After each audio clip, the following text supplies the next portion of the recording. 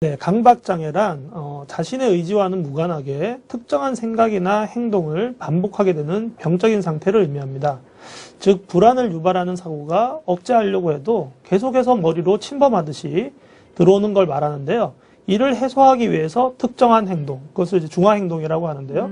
그것을 하는 것을 얘기합니다. 그러니까 예를 들면 좀 더 쉽게 설명이 될 것 같은데요. 예를 좀 들어주시겠습니까? 네, 예를 들어서 제일 많은 게 어떤 오염, 세균 이런 것들인데요. 그런 더러운 것들이 자꾸 머릿속으로 침범해서 들어오고 생각이 되고 네. 그것을 해소하기 위해서 손을 끊임없이 씻는 듯한 그런 행동을 할 경우에 강박증적인 요건을 갖췄다 이렇게 말씀을 드립니다. 손을 씻는 강박 행동을 통해서 그러한 불안이 일시적으로 감소할 수는 있는데 강박 행동을 중지하면은 다시 불안 증세가 나타나므로 불합리한 줄 알면서도 계속 반복하게 되는 겁니다. 대부분의 환자에게서 강박사고와 강박행동을 같이 보게 되는데요.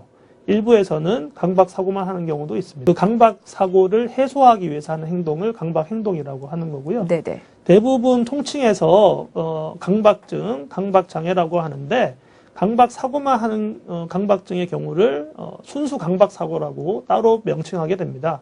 다만 순수 강박사고의 경우에는 사고의 내용 자체가 어떤 성적인 것이나 죽음에 대한 좋지 않은 경우들이 있고 그러한 경우에는 예후가 좀 더 좋지 않다고 봅니다.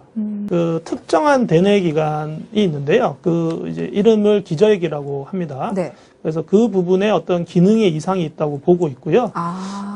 틱 장애와 소아 강박증은 어떻게 보면은 같은 몸을 공유한다고 할 정도로 관련이 깊은데요. 네. PET 검사라고 있는데요. 그 연구에 의하면은 강박장애 환자에게 있어서는 어떤 전두엽이나 또 기저핵, 그다음에 전대상 피질의 활동이 증가된다고 하는 뇌과학적인 연구 결과가 있습니다.